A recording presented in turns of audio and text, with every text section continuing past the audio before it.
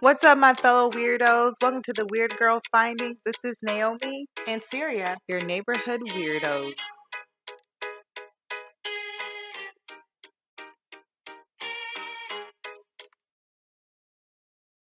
Welcome back to the Weird Girl Findings. This is Naomi and Syria.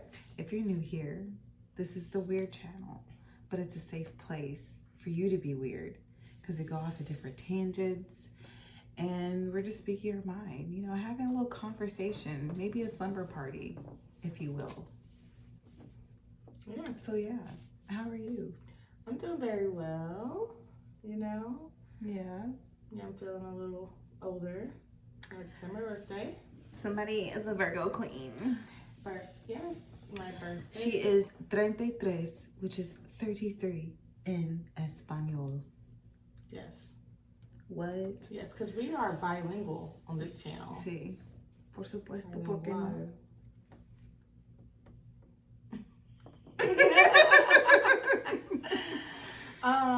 Hold on, wait. Nosotras, tienemos. No, wait, what are you trying to say? Nosotros. Tenemos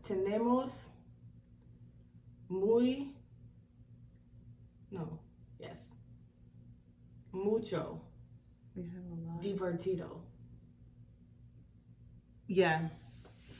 Okay. Yes, we have a lot of fun.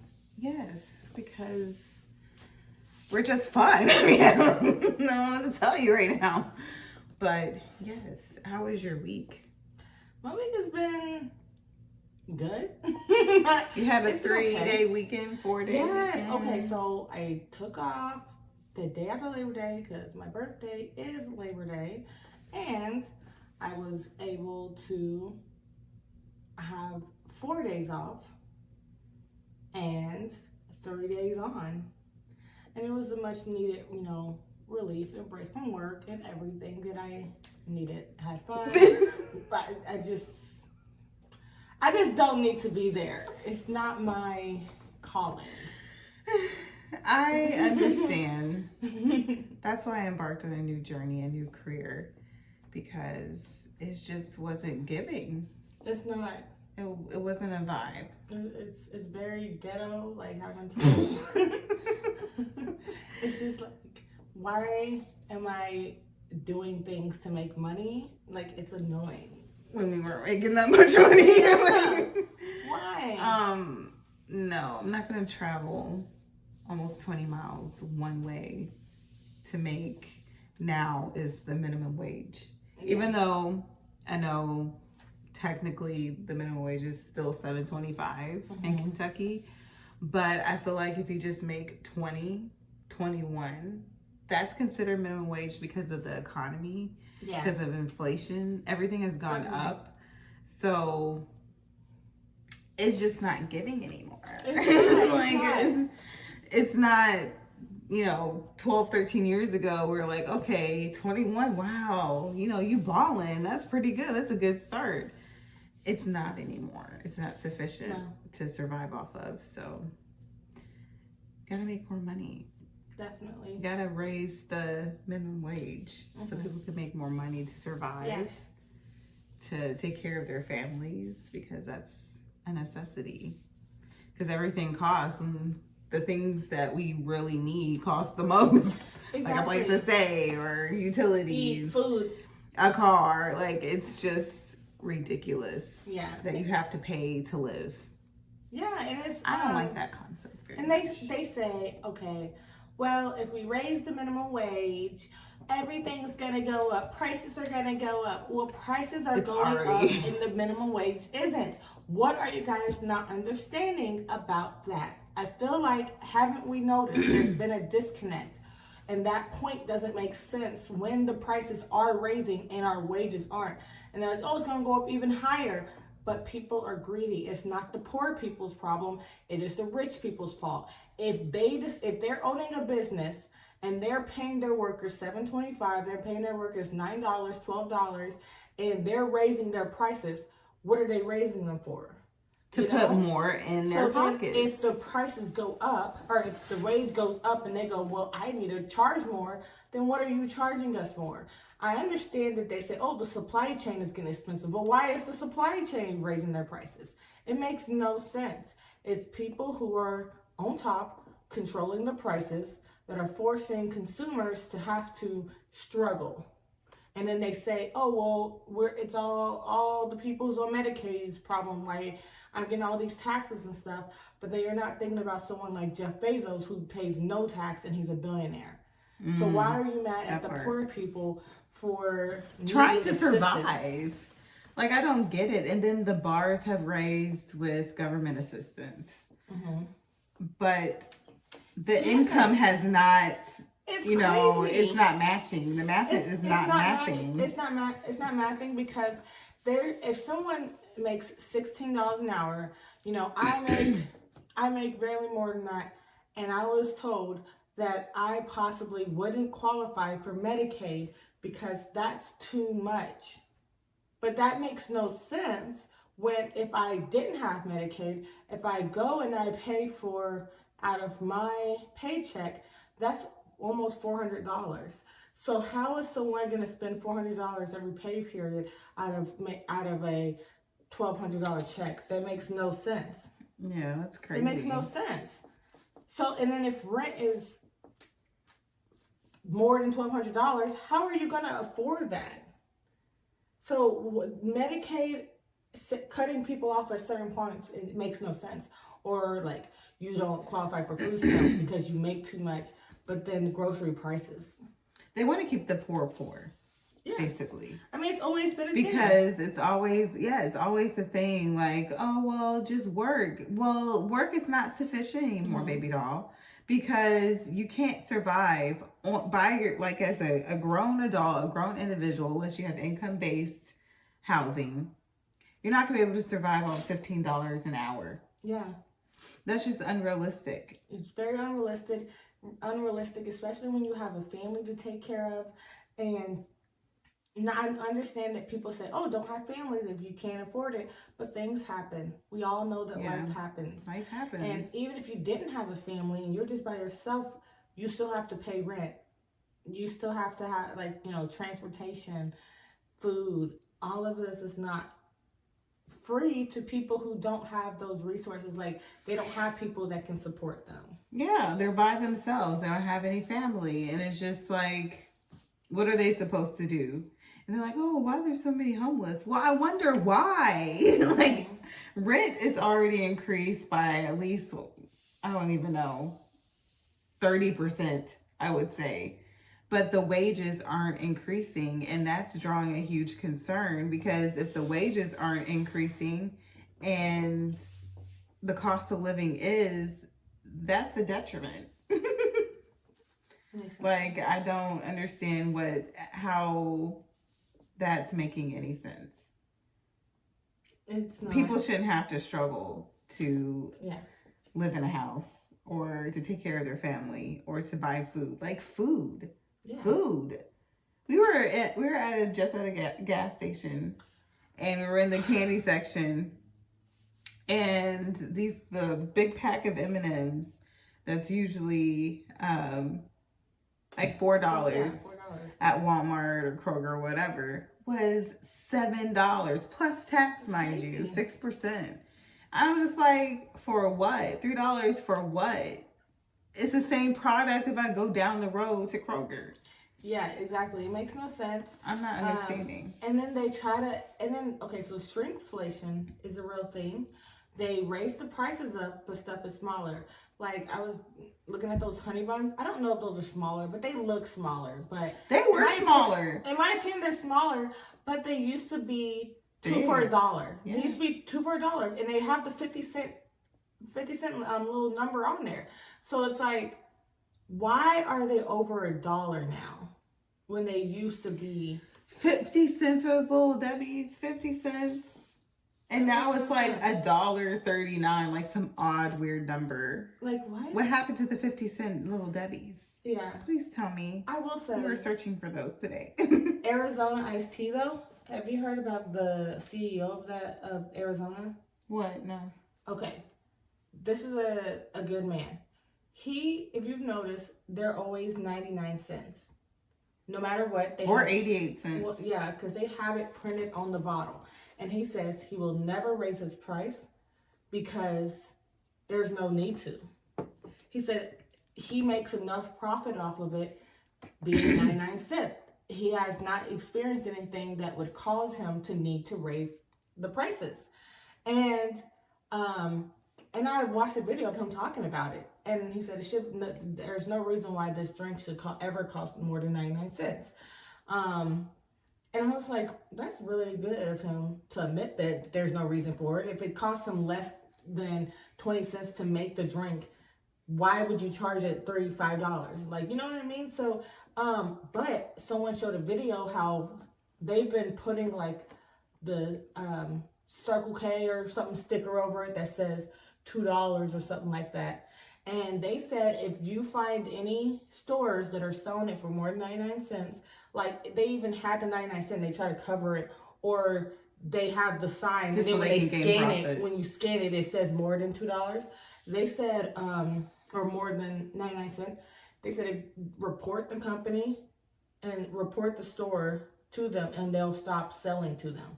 They'll stop distributing their teas there because they do not want people to be paying more. That's good. That's good. Because my daughter loves those. She's been drinking them a lot more often.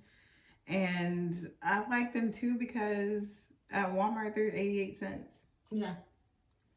And that's good. You know, Kroger, Walmart. I don't know if Target, I don't really search. Yeah. At Target. I don't but grocery shop at Target. There's no reason to. They have the same exact stuff.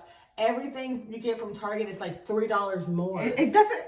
It's the same exact stuff. Like the amount. That's exactly what I was gonna say. It is. It's true. It's $3.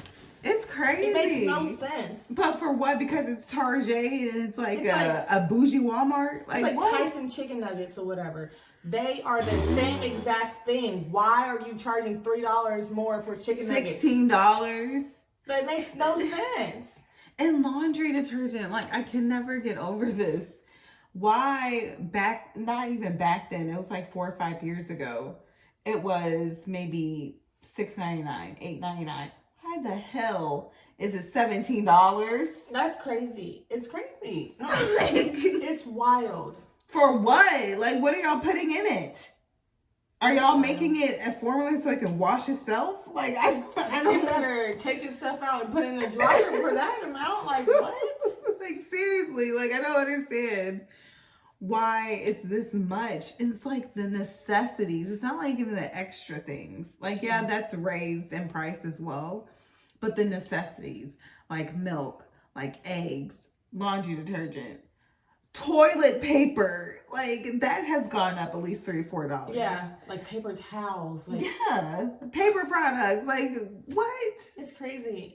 I mean, and then the one thing that upsets me is that like a lot of these items, like I recycle a lot, and a lot of them items don't even use like recyclable like materials. And I'm like, why? Why don't they just use recyclable materials to make a lot more stuff?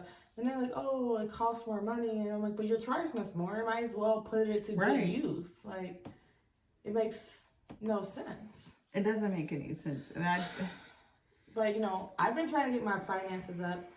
I listened to Rich Dad, Poor Dad, and it really got me in the spirit of, like, doing things to help me save, invest, have more money. I changed my 403b contributions.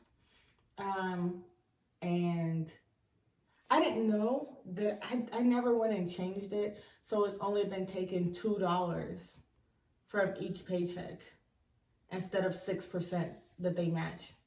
yeah, I was doing the 6%. I think I was doing a little bit more at the end. I didn't realize that until like a few weeks ago. You didn't have that much in there? I had like, no, I didn't. They matched at $2. They matched at $2. I was so mad. I was like, because I I thought like, cause I remember when I signed up, I was like, oh yeah, I signed up. Oh, I'm gonna change it, and then I think I just never went back. ADHD. I never went back and did it. my goodness. And I was like, ooh, let me check and see where my money's going. And I was like, $117. That's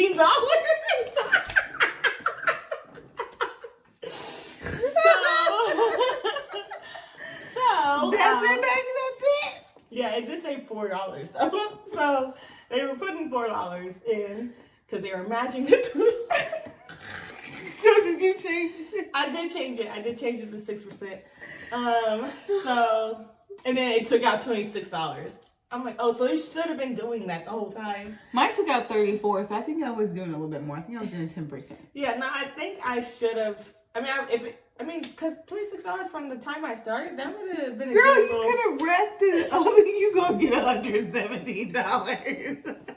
Well, but not only did I do that, I changed my contributions. Instead of just going into just a regular retirement fund, I changed it to go into a high yield Vanguard 500, which has all of the big companies like Apple and all of that. Mm-hmm. So, and it shows over the last like 5, 10, 7, years, it's been going up pretty high. So I researched the ones, and that's the one I chose, and that is going up. So my money should be invested a little better.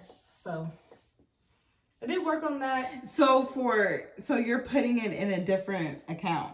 I'm investing, so I have two. So one is the regular retirement, because I was kind of worried. So it's 50-50 split.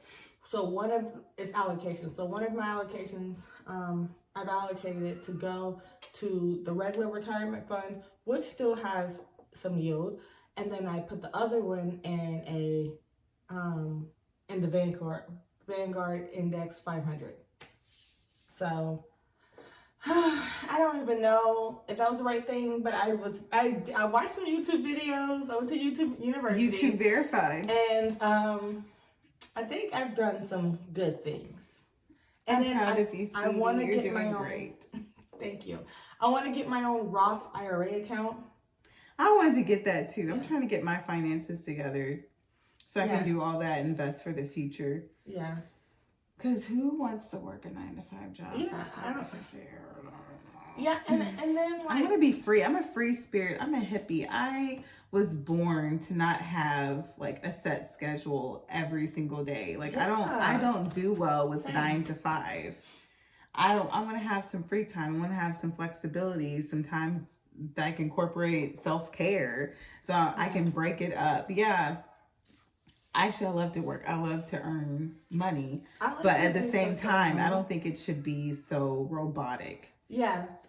And then just going in at 8 o'clock. I don't like that. I'm not a morning person. And I have to pretend like I am every day. That's annoying. The thing is, I'm not really a morning person, but I'd rather get the day over with earlier. Yeah. So I can have that free time to do basically whatever I want. I'm not the type. I am not the traditional girly. I like to be not like spur of the moment, but unconventional. Like it's not, oh yeah, I'm meant to be at work at 9 for 30 years. No, I don't want to do that. So that's why, I changed my career path and slowly, not even slowly, it's picking up pretty well. Doing well, and I don't want a 9 to 5. Let's put that emphasis on there. I don't want a 9 to 5 every day or Monday through Friday. Yeah, I like spontaneity. I like adventure, and I want to be I am a hard worker, but at the same time, I want it to be like more flexible. Let it flow. With just like, oh yeah, this is my schedule from 8, and then I do this and this and this and this. That's just so, I don't know.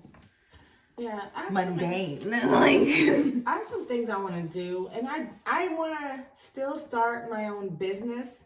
I've been working on or thinking about a couple of ideas that I am really considering. And I want to write a book. Same. I really do want to And learn. I've been writing one. Well, I've been working on something, but I've had a lot of different prompts and ideas written down, and I kind of just want to have the time and the mental bandwidth to do it. And it's so hard when you have a job that is demanding. You have to actually use your brain to work. That part. Like I'm already typing all day. I'm already looking at a screen. I'm already taking in the things I already have to do, plus the new things that are dumped on me every day. I don't have time to go home and be like, oh, well, let me just start typing out. Because you're mentally exhausted. You're mentally tired from the day, from working. So it's just like, I come home like, oh, I'm going to get up some creative juices and write a book. Like, nobody I want to ever sit does down. that. But then I sit down for a little bit, but then I have to get back up. I want to cook. I got to see what my son's doing. I got to do a lot of other stuff. And it's just like, all right, well, now it's time to go to bed. And do it all over because you're mentally tired and you don't have the strength to be looking at another screen trying to be creative when there's no creative juices right there. Like, it's blocked.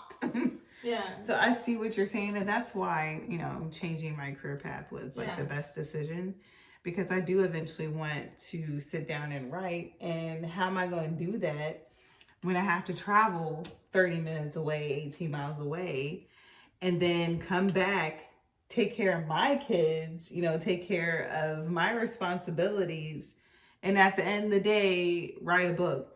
I'm tired. I want to go to sleep. Yeah. I don't want to think about writing a book right now. Like, who do you think I am? Yeah. Superwoman? Yeah. Like, no, that's not going to happen. No. So, with that being said, please like and subscribe, comment, and leave us a comment. Go to our podcast. Do us a solid. Listen to that. Support us. Help a girl out. Help two girls out. Help sisters out. Help your sisters, your weird sisters out. And, support us so we can... HWSO. Helping weird sisters out. I was like, what does that mean? I was like, wait, what? It's that. I'm trying to pretend like I knew. Sisters out. You're like, yeah, like, you don't even know. I had no clue. That came right off the dome. Like, no, but okay, made up. We'll support you if you support us. So, we're just like a weird friendly like that. Like, we love to help other people out. If we see that you're up and coming, we're gonna subscribe, might comment, maybe not me, because I'm not very good with that. I have to admit, I don't like to, because people like to tussle and comment sometimes, and I don't want to be rude and read people's rights. I like to read people's rights. It's fun. You do. I like to, but then sometimes it's just exhausting. Yeah, it can become exhausting. That's why I don't get on Facebook anymore, because people just upset me. So I just don't get on it anymore, other than that's when why I I'm deleted looking at Facebook. my friends and family, birthdays, certain groups. I like certain groups because I'm in a lot of all girls, black girl groups, black girl women in their 30s, black women in tech. And there's nothing like that going on there. Mm-hmm. But then I'll scroll and I'll see oh, it's a nice post about Zendaya. And I go to the comments, there's some ugly man talking about how she's mid. Okay. But so you are below par. Leave it. Push it aside and get, every time. So I have a new thing. When I'm on Facebook, I'm looking at I'm looking at comments, I'm laughing. I'm looking at videos, I'm laughing. I see a terrible comment, I leave immediately because I'm trying to get out of the Yes, exactly. You don't give your energy to low vibrational things or experiences. That's what I have learned, and that's why I'm off of Facebook. And really, I don't get on social media. Maybe Instagram every once in a while, TikTok now, honestly, every once in a while, because people can just be people. People too much. Yeah. And they want to start some drama. They want to tussle in the comments, and I'm just not here for it. Yeah. If I put my energy into it, just know your rights will be read. I don't say much. I pretty much mind my business. But if you are provoking me and talking to me, sir, I will talk right back to you. Yeah. And that's just how it is. I feel like there's people who really like being negative. Definitely. Because I feel like people in general like being negative, because I was scrolling through my YouTube and I was trying to watch something positive, and I realized like a lot of people I follow is like drama channels, all the stuff, and I'm like, you know what? Why don't y'all ever talk about anything positive? Why is it always this YouTuber did this? Like, it's like every week we're looking for a new YouTuber to cancel. Like, I'm not talking about... It's like it's becoming a job at this point like, with these why? people. Why do you want to always, oh, here's this scandal, here's the scandal. And then when I go to Reddit, there's snark pages, and I don't understand the whole snark thing. Have you heard of snark? Okay, so snark, I guess, is basically just mocking someone, but doing it in a funny way, so you can't be called hating or bullying. So they have different ones for like a J-Lo snark page. And it's like, oh, so all you do is talk about shit on J-Lo. I'm not a big fan of J-Lo. Ever. She uses people's voices and stuff. But I'm not going to sit on a Reddit page all day and post about her every move. I think that's weird. Like, if you don't like J-Lo, why are you in a group devoted to talking about J-Lo every day? And it's the same people. And I haven't even seen a snark page with J-Lo. I'm just using her as a random person. Because there's actual ones I've seen is like Hillary Baldwin, Hailey Bieber / Baldwin. I don't know why. What's the other one? Prince, not Prince, but Meghan Markle. Her snark page constantly, it has like 70,000. It has a lot of people in it. And all they do is they post any type of news clip about her. Anything all day. And it's like, if you hate this woman as much as you say you do, why is she in your mouth so much? The same commenters, because I was just looking through it like, this is crazy. And then they say, we're not being mean, we're just doing snark. But then you're talking about her, your body shaming her for being too skinny. You're talking about her. Talk about it. If you don't like someone, if you despise someone, why are you worried about their every move? Why is their name in your mouth? Yeah. Why do you still bash them? I want to know. Pictures of them. And why can't you say this to their face? I'm going to hold your hand when I say this with a napkin in between. I don't know what you're doing. Like, it's weird. Are you okay? It's really weird because it's like with Meghan Markle, she is really pretty. She's gorgeous. Like, I don't care if you don't like her, if you think she ruined the monarchy. But why don't you like her? They will post a picture of her and be like, she looks so ugly in this picture, or her body looks terrible, her posture is terrible, but she will look gorgeous in her dress. And it's like, I bet you would never look that. I wonder what these people look like. That's what I'm about to say. I'm like, so what do you look like? Let me see you, Big Bertha. Where you're talking about how she looks frumpy in her dress, but that woman is skinny as hell. How the fuck does she look frumpy? And then the next post, are you projecting? Are you projecting? So it's like, how does she look frumpy, onto her? but the next post she has chicken legs? Like, it's not making sense. And then did she just lose a whole bunch of weight in 2 days? Like, what's going on? Literally will look gorgeous, like a picture of her looking gorgeous, and they'll be like, she has bags under her eyes. What? Maybe she's tired. Isn't she a mother? Or it'll be a normal picture where she'll be waving, and they'll be like, she's probably waving at her, blah, blah, blah. And like, you guys will look at a picture, or they'll see a video of them talking. And like, there was a video of her where she did like this and she said something. And they're like, she probably was telling him that this. And it's like, you guys are overanalyzing every single little thing she does.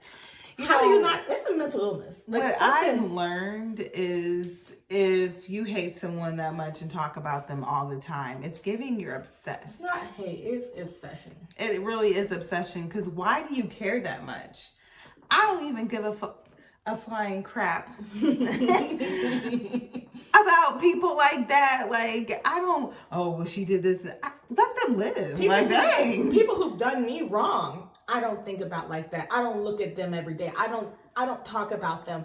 I leave them in the past. So why are these people that you've never met, that's never done anything to you, and you're like, you're experts on the relationship. You're an like, expert who are on you? You don't day. know You're an these expert on people. how they parent their children, and you've never even met them. You've never seen the inside of their home, yet you know everything that goes on inside of their home based on some pictures by paparazzis. That makes no sense. You don't have any hardcore evidence for yourself, so you are just basically picking from these non-verifiable websites, whatever, news media, blind and just items. saying exactly, and just saying, oh yeah, she's this and that. Why do you care? Yeah. Like, I'm trying to do me right now and get money and do what I have to do. Shouldn't you be doing the same? Because it's giving, like, is this your job? Are you actually getting paid for it? Or is this a pastime? Is this like a hobby for you? Yeah. Like, I'm not understanding. Does this make you money? If not, why are you so concerned about it? You're on the internet literally all day, just like making, I don't even know. Like, you're just judging. You're nitpicking. It's a person. A lot of it's and it's weird. And it'd be different if it was once every while. Like, oh, look, there's a funny post about J-Lo. Like, I'm still using her example. Like, oh, look, J-Lo can't sing. Or, oh, look at this time J-Lo danced weird. And then you move on. But the fact that it's the same people on these forums posting pictures of them, analyzing videos where there's no sound. It's like, you're literally obsessed with this woman. Like, obsessed is giving obsession. You care more about her than her fans. Than her mama. Just playing. Maybe not. I don't know. I mean, probably. But if you think about her all the time, if you post about her constantly, day in and day out, it's just like it's giving, are you okay? Do you need to check yourself into a mental institution? Because it's giving obsession. Next will be going even further, stalking. Like, we don't want this to happen because that's unsafe. Wrong with it, though. And that's not respecting other people's boundaries. So back off of people that have nothing to do with your regular life. They have no clue who you are. Like, they don't care. At the end of the day, you're just a comment that will disappear within the many comments that they get on their photos or their posts or whatever. Leave it alone. Mind your business and do what you got to do to get this bag. Because everybody be struggling out here because of this economy. It's all crap. It's all confusing. Focus on yourself and the bag. Why are you focusing on somebody else when you're not even doing well? Yeah. How are you going to hate outside of the club if you can't even get in? Everybody that I'm trying to understand that. Everybody that these people hate on are like millionaires. And you're like hating on them. And it's like, imagine if you put as much effort that you put into making YouTube hate edits about these people into finding a way to get money, right? Then maybe you can be living the life that you so obviously want since you hate them for it. Yeah, you're projecting. You obviously want to be like them if you post about them all the time. If you talk about them all the time. If you're thinking about them all the time, you want to be them. At that point, it's obsession. It's like, oh, I want to be that person because I'm not okay with my life. I want my life to be better, so I covet after somebody else's. That's all it is. It's giving that. Yeah. Focus on yourself.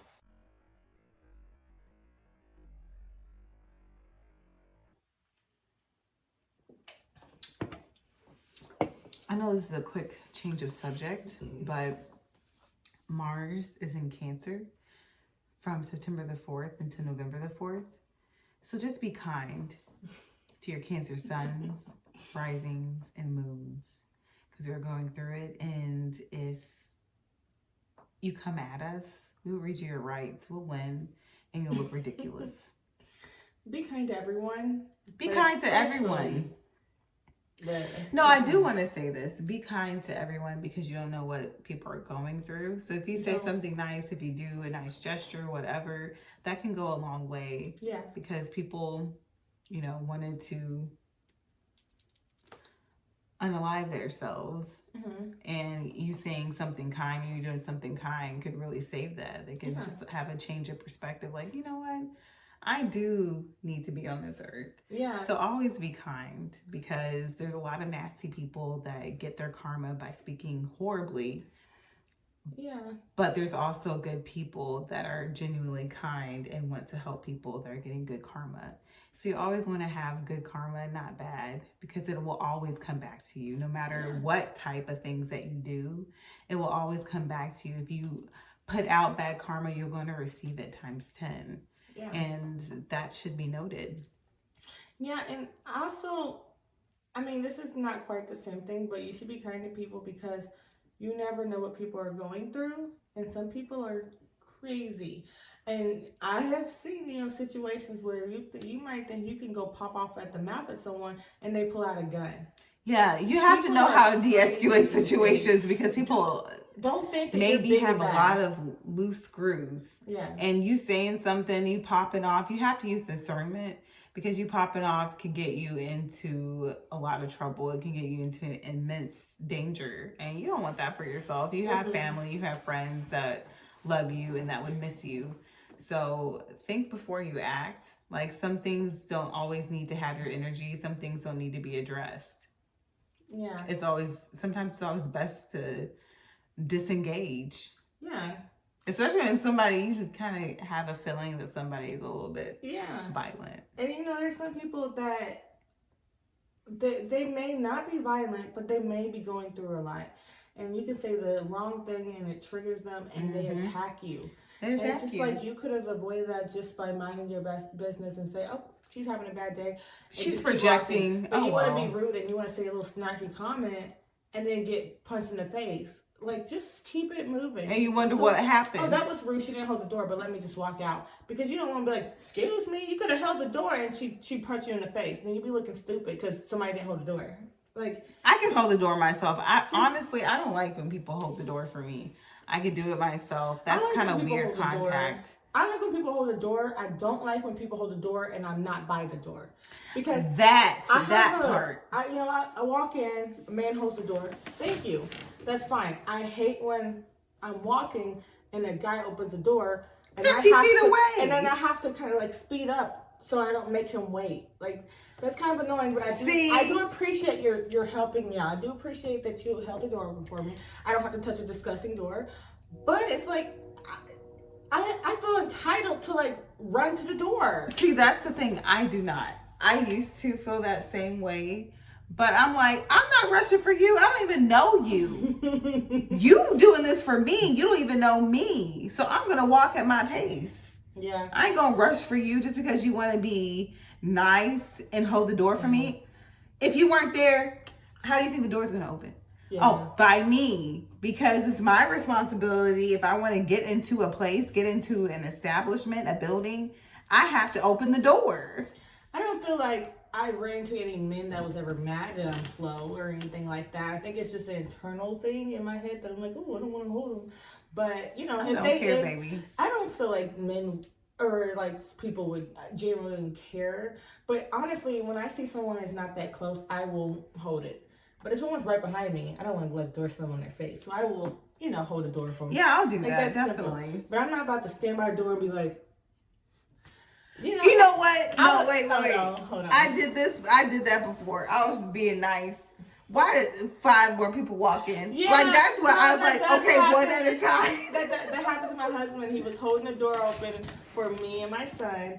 And then, like, someone came. And then, like, a whole group came in. And I'm like, wait, hold on. That's not fair because they're all passing us. So I went and made sure I got in front of them, in front of the hostess stand. Because I'm like, no, this big group ain't about to get a table before us. No. So once I was like, wait, there's more than I thought. I heard him just walked over to the hostess stand and stood there. Because I'm like, what is going on here?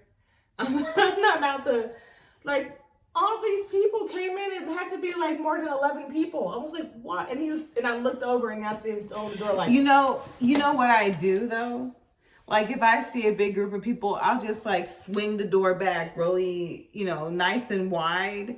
So people can come in. Yeah, somebody will catch it because I'm not the hostess. I don't work here. Yeah. I'm not getting paid to hold the door. So why would I keep on holding it for 6-7 people? Yeah. What? Well, I have a party that I'm trying to attend to. Yeah. And it ain't yours. So like, can we not do that anymore? That's inconsiderate. Do you feel like sometimes guys are a little, I don't want to say pervs, but they're just being guys? Yeah. Like they hold the door so they can watch you come in? Yeah, so they can look at them cheeks. Like, I know that happens sometimes. They'll be like, hold the door. And I'm like, I'm about to look at my ass. See, that's why I do walk normal pace. Because more than likely it's a man, oh yeah, I'll hold the door for you. Really? Then I'll walk the other way. Turn around, walk backwards. I don't do that because that's bad superstition. But I've done that. I was like, you ain't about to look at my cheeks. So I just sit there, and then he looks stupid and eventually close the door because you're not about to. Yeah. I know when somebody's being like, has like genuine intentions and people are just being perverted. No, people being perverted, like, I don't know if, I mean, I feel like they're being, as long as they're not saying anything and being weird.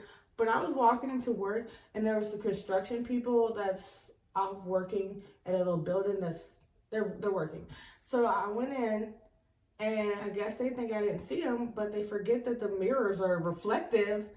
And I'm like, why are they staring at me? As soon as I passed, they're like, I was like, Men be men sometimes, and like, it's not. See me. It's not all men. It's just like a few of you that are just like. At least they weren't catcalling or weird or anything like that. So that shouldn't be permissible anyway, because I am not an animal. I'm not an object. I am a human being. Yeah. Yeah, you might like the way I look. You might like the way I walk, the way I talk. But that doesn't mean I'm for you. Yeah. And I'm not going to hold your hand when I say this. Just because you think someone's attractive doesn't mean they think you are. Yeah. You have to get that. Put your ego aside, break it down, humble it. Yeah. And just know that just because you're attracted to someone doesn't mean they have to be attracted to you. Yeah. People have different preferences. And you have to respect that. Don't be calling them, oh yeah, you be, you a hoe. Like, no. Yeah. Or you because you were the hoe 10 seconds ago when you're trying to holler at me. So just keep it 100, keep it humble. Not everybody's going to think you're attractive. Probably a lot of people don't because you're thirsty. I'm just saying. Because if you're acting that way with me and you just saw me on the street, just think when you're trying to really interact with a woman and they find out that you're thirsty and uninteresting. Yeah. And they reject you and you're like, oh yeah, she is a B word. What about no, she just has her own preferences and it's not you. Get over it. Move on. There's other women in this world. It's not like there's 10 women that you're going to be attracted to. There's like 1 billion women up on this earth. You will find one suited, tailored for you. It's not me though. It's not me though, ever. But you're going to find it, but it's not me. And don't be mad when I reject you or don't want to talk to you or purposely be rude. Because I don't vibe with you. Yeah. You were just on the street with the ankle bracelet. And you're really going to think I'm going to talk to you? Yeah, no, I mean, okay, so. No. What I don't like is when they compliment your, like, physical attributes and they expect us to, like, act like we're like thirsty and deprived like they would act if I complimented them. It's like, you look pretty. Oh, hey, gorgeous, pretty lady. Oh, I love your legs. That's a weird thing to say. Why would you say Very weird. Like, I don't want you to comment on my body. Like, I'm uncomfortable. I'm at work. Like, why would you say something about my legs? Like, that's weird. But the other day I was just sitting and this guy asked me for a lighter and I was like, oh, he's like, oh, you vape. I was like, yeah, sorry. And then he was like, oh, I like your outfit, by the way. And I was like, oh, thank you. And I'm like, that's a good compliment. Because I feel like a lot of men, they think that women want to hear, oh, you're hot. I want to hear that I'm beautiful. I want to hear, oh, I love your hair. I love your compliment. That's a red flag. Because I love your outfit. Because when I had, I like the outfit I had on too. I love that outfit. I had my favorite sweater and like one of my favorite pair of pants on. You know, I put work, that's something that describes who I am. That is something that I put work into. And for you to say, oh, I love your outfit, that means you're not just looking at my body. You know, you're not saying, oh, I love your face because, you know, you're pretty. Oh, hey, gorgeous lady. You're like taking time to compliment something that I put together. Believe it or not, I think that's a better compliment. And I'm talking to the men. Believe it or not, women are just like men. Like we're human beings, and we have feelings and we have emotions. And we should not be treated like objects. Like, oh, I like what I see. This isn't the 1800s where you can ask our parents if you can marry us at 13 and have 17 children. This is not the era. We won't do it. Ever. Like, no. I'm not pushing. I already pushed 2 kids out of my body. I'm not going to do it again. Maybe her. But it ain't gonna be me. No. Yeah. I already did that. I already, you know, blessed the universe with 2 beautiful children. Why do I have to do it again? I don't want to get to that point where I have to push a baby out of me. I don't want to do it. It hurts. You know what I mean? Definitely. Now, like, I would say 3-4 months in your pregnancy, oh, it's all nice. Oh, I'm growing a baby. But then when you get to the nitty gritty and you really have to push these kids out your body. Yeah, and when you have to sleep, but you can't. Why do I want to keep on doing it? You can't sleep because no direction feels comfortable because there's a baby inside of you. Yeah, like the last couple of months, it's like, I don't want to do this anymore. But then you're met with the conclusion of giving birth. You actually have to go through this pain. Oh my God. You don't know how long it's going to be. Yeah. But you're going to have to go through this pain to push this baby out. And you want the baby out because it hurts. It's going down the birth canal. That's not a pleasant trip. You don't want to do it. Because I was like, I don't want to do this anymore. I'm getting this over with. My last baby, my last daughter. And yes, I'm saying my last daughter. This is the only one I'm going to It's only 2. I forgot because my kids have a 9-year age gap, and I forgot how much it hurt. And I was induced, and that came quick. So I pushed my kid out in 10 minutes. I'm not even kidding. I was like, oh, hell no. And so, yep, the doctor said, oh, you pushed her out fast. Duh, it hurt. like, where you want me to? Oh, yeah, I enjoyed all the pain. Feel like I'm about to die. A human being going down. Get her out of me. My little hole. It was originally like, what? And then now it's like, what? And I'm like, no.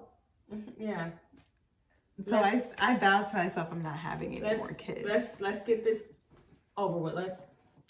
I can't even see personally, like this is on a personal level, I can't even see raising more than 2 kids. I feel like 2 kids is a good number.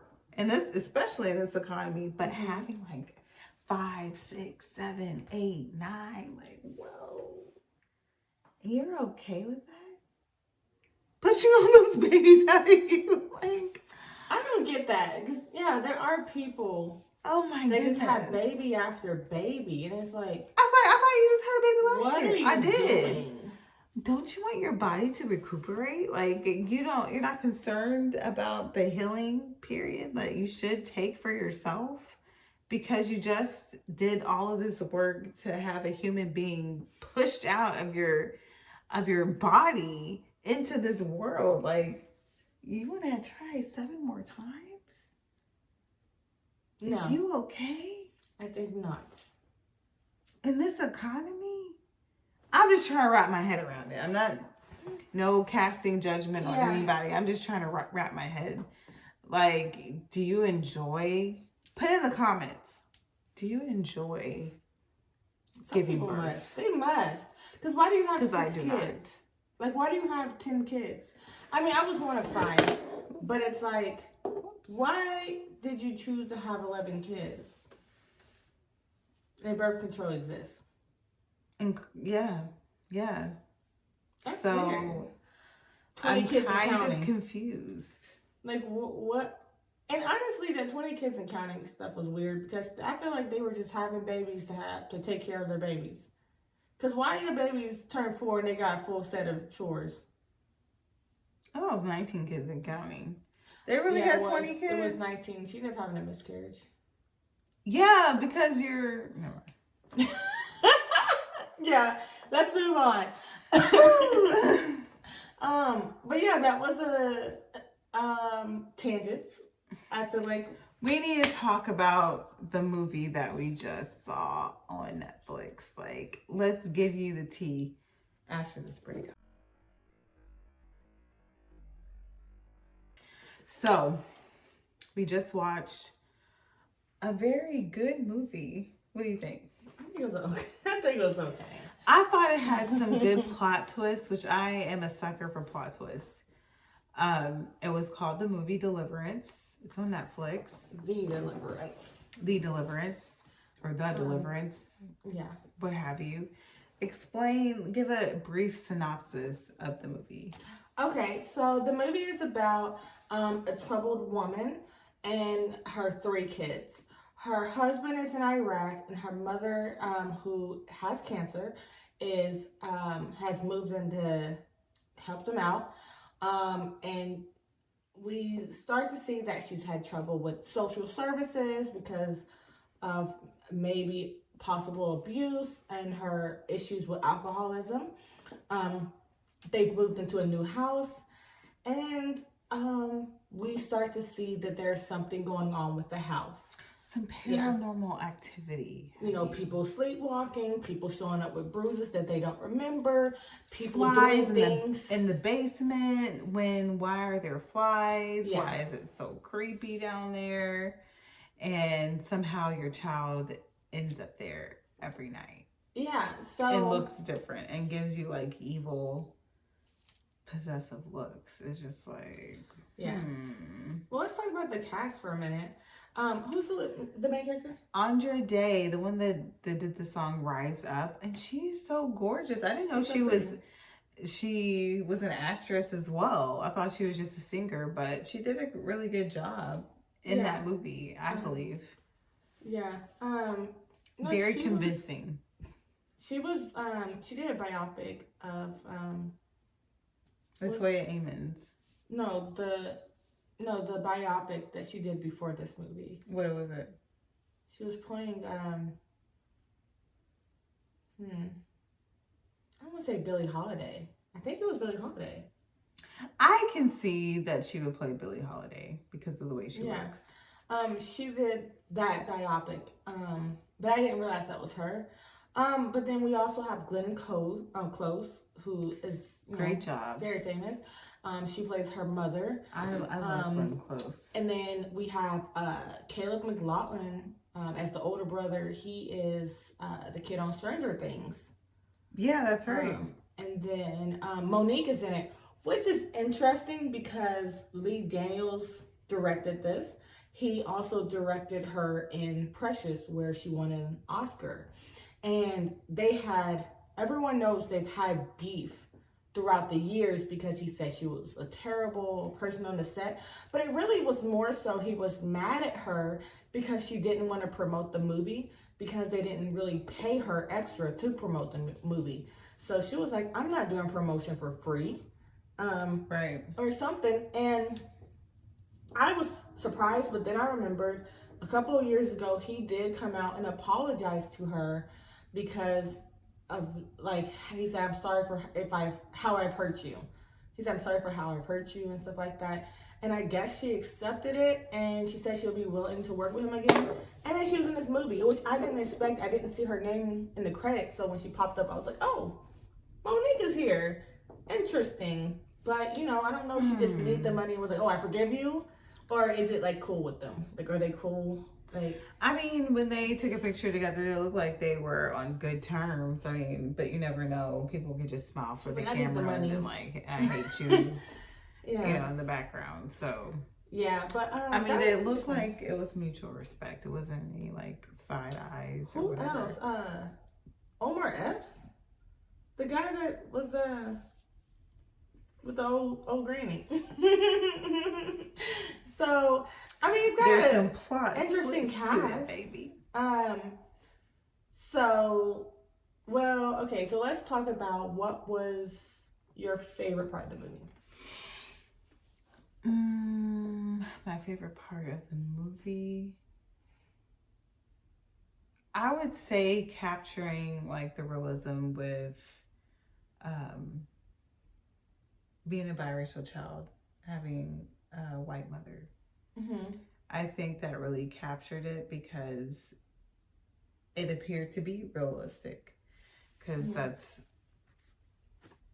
how it happens. Yeah. And I'm not going to get into it. I'm not going to say all I want to say, but it's just Glenn Close did a really good job with her character on the Deliverance. Yeah, it just so much didn't really like look like her. I was surprised that was her. Like, Cruella de Vil? Like, I don't know. Cruella de Vil. But I think I don't know. The movie was okay. I have seen better movies. Yes, that's true. I kind of like but it. I wasn't expecting this movie to turn out the way that it did. But I want to talk about this one thing that this supposed apostle, like, girl, if you didn't save one child, what makes you think you're going to save the other one? How are you going to say to the mother, yeah, I failed to save this child and he is deceased, but think that you have the confidence and the strength to handle another child? Yeah, I dealt with this 20 years ago. Well, clearly you didn't do your job. It's still here. Like, your whole existence got rocked by this demon and this child. And you I feel still like you needed backup. You came in lonely. You came in by yourself.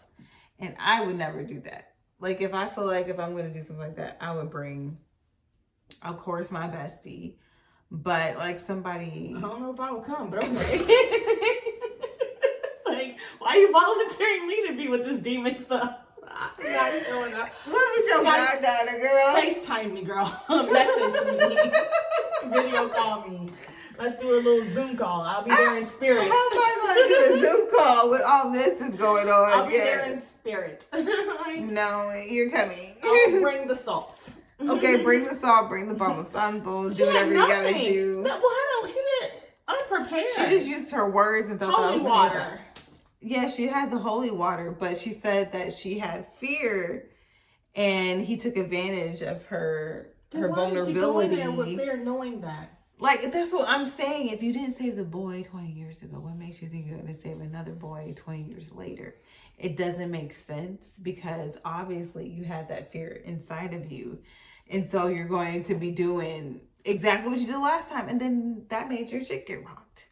Yeah. Like, you got rocked. Yeah. No, I'm okay. So, I just want to know. I mean, I will say I do like how they showed like alcoholism and like issues with abuse and how that was like affecting her, right? And how it was affecting the family. But then it also shows like the social system.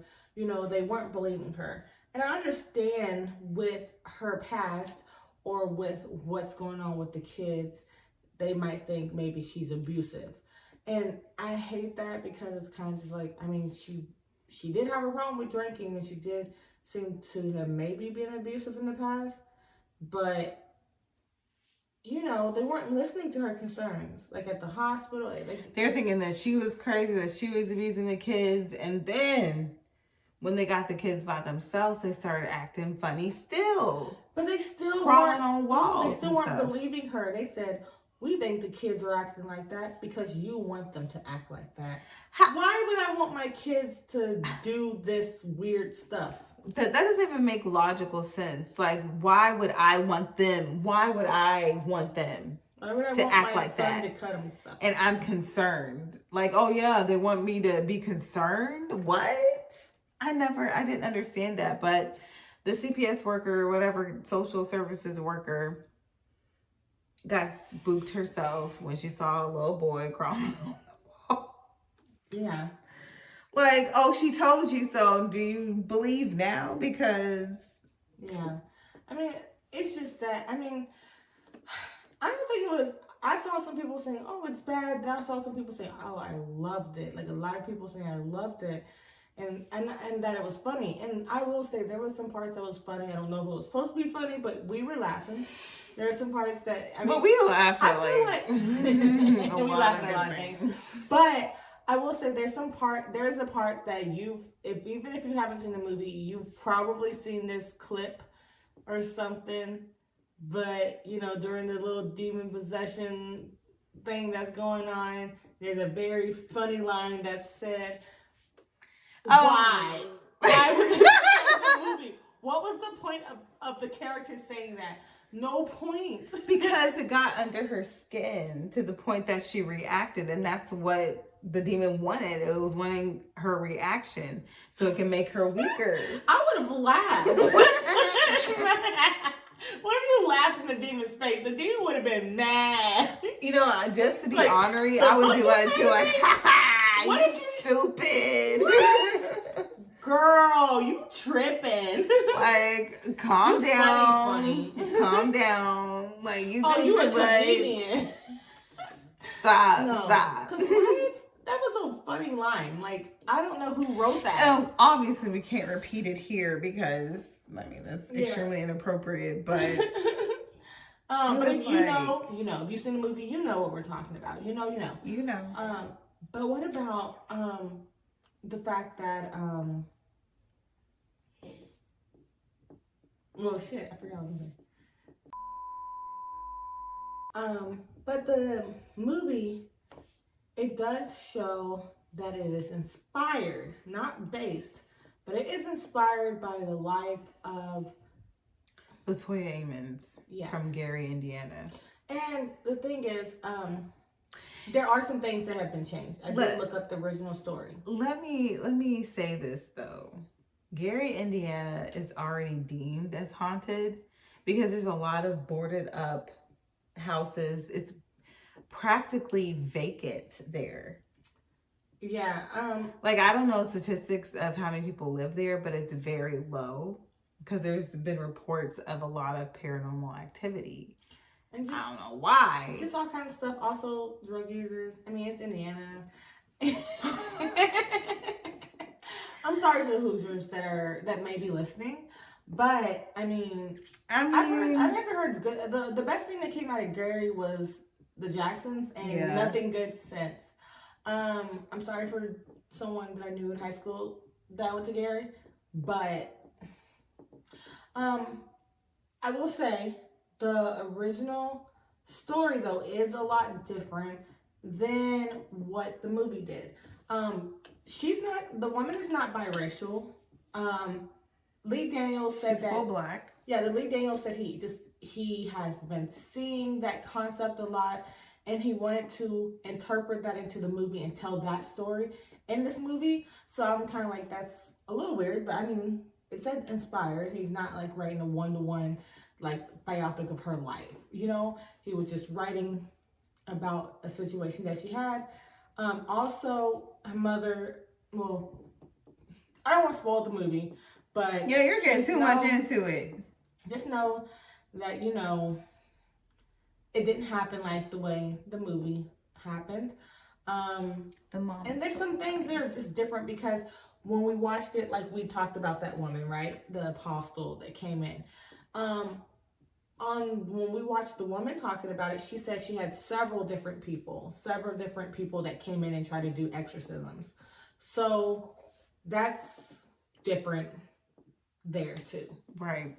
So, but check out her story. If you watch the movie, look up the woman. She has lots of interviews about the real house. They'll show you pictures of the real house, and you can just like listen to it was and all that. It was demolished in 2016 though. Yeah. So that's probably a good thing. And I said that when I was watching the movie, and before I even knew it was real, I was like, they need to just move out of their house and demolish that thing. Burn it down to the ground. And then when we saw that, I was like, oh, well, I'm happy that happened.